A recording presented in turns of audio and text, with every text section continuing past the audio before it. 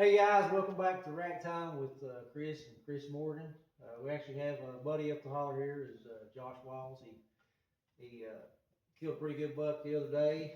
Buck we had history with for a couple of years. And, he had actually been on the PNR product for a couple of years. I'm excited that he got to harvest the deer. He's a pretty good deer. It was a 9-point early on. He had a beautiful split on his three. He was a 9-point last year. Was hoping he'd jump up into a 10, and he just didn't make that jump from 3 to 4. But he still had we just got done scoring him here in the garage, and 130-inch 8-point, which is a great deer. It's for this area for Very sure. exceptional. He's a beautiful buck. Congratulations again on taking that deer. I just want him to give a little bit of his story. I know we've had some things going on here in the holler, and it's kind of messed us up as far as hunting goes. And, Josh had contacted me earlier on in, I don't know, maybe October. I think you maybe sent me a text and said where could he get on a pretty good buck. And I knew the buck was there from last year, which he actually had the buck also, just in a little bit different area. And pulled my stuff out of there, and I told him where to go back and get set up, and man, he went in there, got set up, and how'd it go? You give us your story on how it went. Well, I went in, exact location you told me. Wasn't a whole lot of activity through there. And I put a camera up, made a mock scrape, and within a week, he was using the mock. Yeah. He wasn't daylight at all.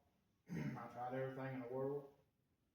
And I just finally had to sit on him. I sit close to 60 hours, I'd say. That's a pretty good time sitting in Yeah, a tree.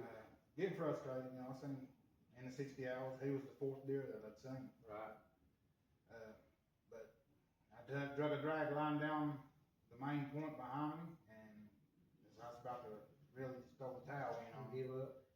You know, most of the time that's what happens when we're ready to give up. And I know Chris is getting frustrated. It's been a tough year, man, all around.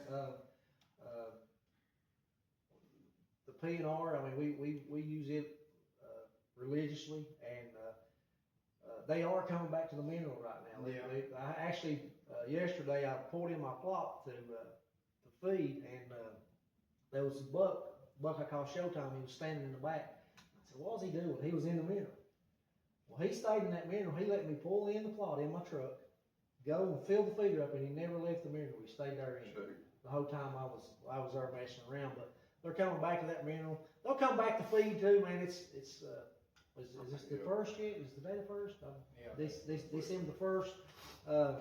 We've had a mass crop this year. It's just Yes, there's acorns everywhere. it's ridiculous. Man, the biggest mass crop in my history of hunting. I've never seen this much mass on the ground.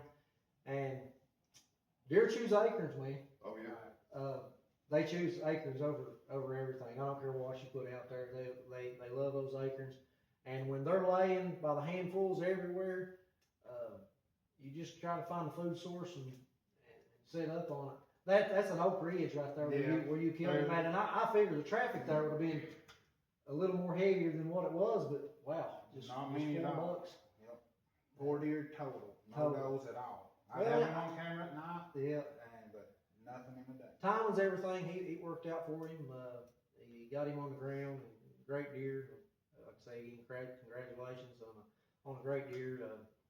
We wanted to show him off, but we don't want to discuss the audience. We'll get him caked out good and get him bring him back in here for us and maybe display him for you. Let you take a look at him. He's a beautiful 8-point. He's wall worthy, but he chooses not to mount him. He says he's going to get him a Euro mount, put him on.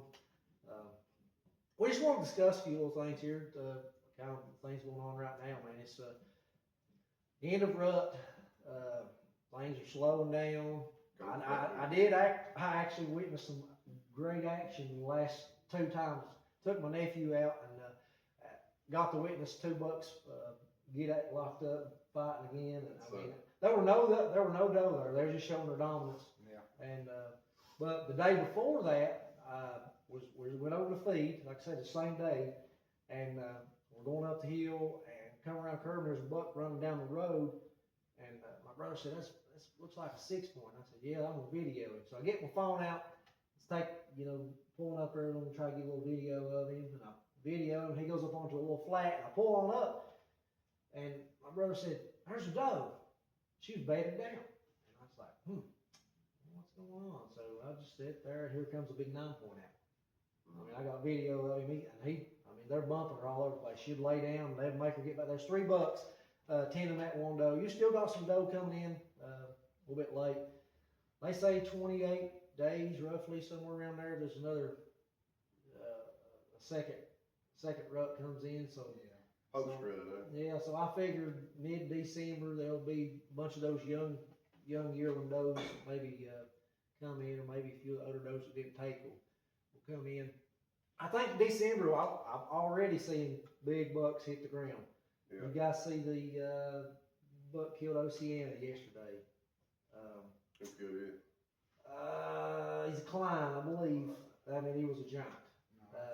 There was actually 2 that hit the ground.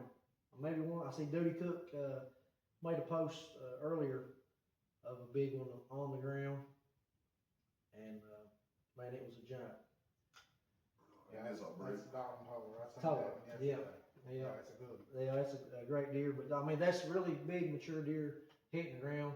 This cold weather, man. I don't know where you're at, but we're southern West Virginia right now. It is cold. We're in the garage, and we've had the heat going. But that's like yesterday. I woke up to go to work, and it's 23 degrees. Yeah, this cold weather's got those big mature bucks on their feet, and we'll see some good bucks hit the ground here in the next few days. I think. We actually went rifle hunting and let a good 10-point get away. I walked up on him, man. He was bedded down in a bunch of old trees that uprooted, and stepped up on those trees to, just kind of get across there, and he was bedded right in the middle of about 145-inch 10-point. Walked on top of him. I think you're too collected to be a rifle hunter. Yeah, well, if people normally those big bucks they'll run 75 to 100 and look back. This time I was prepared. If he would have stopped, he'd have got one, but he would not stop, man. He was running wide open. Where we been at Randolph County, everybody's in one holler, piled up. Yeah. There could be a spike run up front of them. It's like World War III. Well, we hunt a little stretch of private. We got a lease in Pocahontas County, about 15,000 acres, and it butts up to some public. So some good hunting, some good deer in that area, man. They've been some big deer killed all over this year. Yeah. A lot of rifle counties ain't getting credit for what they're producing. I think with this new law they got, new rule with this 2-buck limit, it's gonna make a difference as far as caliber of deer in these gun counties.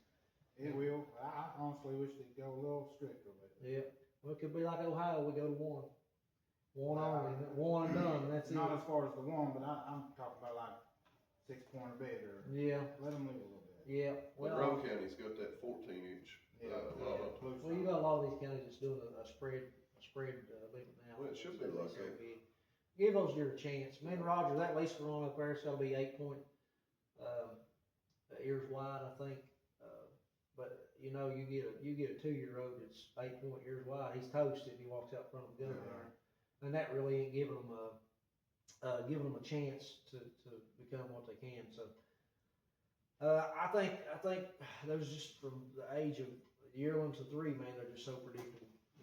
They're easy to pattern. Yeah, they're predictable. They turn into a complete different creature when they hit 4 years old. And if you can get a deer to 4, he's just about not killable. I mean, he gets that, especially in here, man, southern West Virginia. These guys are great hunters. Josh has killed some big deer in the past. And these West Virginia hills are no joke. No, it's it helps them turn to ghosts. It does. It's just like this deer here, man. We sitting here talking about him. Josh has kept up with this deer since 2018, and thank you, Black Hawk, for making him work the day he daylighted. He was at work, huh? Yeah, he was at his biggest, probably 5.5. I'd say he's pushing 180, 185. Yeah, and he just showed me pictures that he had of this deer in 2018. And guys, this is 23 and 21 sheds, so that tells you how old this deer is. still, we was discussing earlier about we don't know if he's alive this year, because nobody has any kind of history of him this year that I know of. Me either, and a lot of people's messaged me wanting to know if I've seen him. Yeah. But nothing. Yeah, so he may have passed. I did find a shed buck last shed season, a big basis. Found the spine and the head, and when I found that, my heart kind of sank a little bit, because I was thinking, man, that could be him, because he had such big bases. And he's at that age, man. It's possible. He's like we say, he may be 11 years old. Yeah. At this point, he's a really old buck, and that's unheard of in this area. Got a lot of offspring, so Yeah. hopefully keep them genes going. Yeah, it's but we like to give us some feedback, guys, how your season's going. We got a month. We got 1 month here in West Virginia. Make something happen. And, like I say, I think this month's gonna be better over food. I'm actually getting ready to go put some PNR mineral out here in just a few minutes. I was gonna do it before Chris pulled in. He said, "Well, Josh is on his way." I was like, "Well, I better stay here." Yeah, that's crazy, man. That season changes in the America. I mean, we had a guy reach out from down in Alabama. Yeah. Did you see it in North Carolina? They said their season just came in, and said, I saw rut's about over here. He said it ain't even came in Yeah, here. my brother just went back to Alabama, and he came in. He feel pretty good 8 here, and he just went back to Alabama, and he said his rut there is just getting ready to kick off. And he said, "Man, you need to come hunt with me." I was like, "Well, I work in coal mines. I have no time to come I hunt have with no you." life. We work the same time, but you don't get another Saturday. No, we're gonna be working Saturdays the rest of the year, and gotta love coal mining. But it's been a minute since we got on here and shot a video, but just want to let you know how kind of what's going on with us, and we'll just come on here and congratulate Josh on this beautiful buck he's taken, and like I say, it's a beautiful 8 point. And he put him on the ground last week. We'll probably shoot another one next week. I want to talk about